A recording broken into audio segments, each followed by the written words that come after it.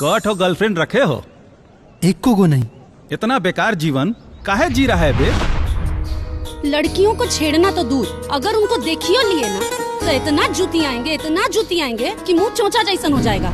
लफुआ कहीं का।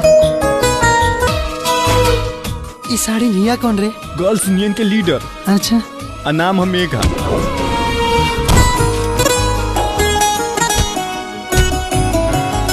जब डॉक्टरी पढ़ने आए हो कि लिपस्टिक चाटने? तो हर नैना रंग रे।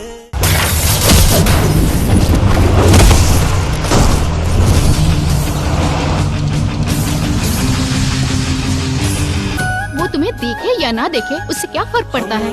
हम उसको देखें या ना देखें, पर अगर वो किसी और को देखेगा ना तो उसका सर नहीं फोड़ देंगे। जान है वो मेरी।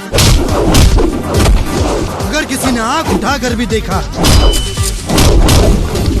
तो जमीन में गाड़ देंगे। जान है हम तुम्हारी। हमारे कहने का मतलब वो नहीं था।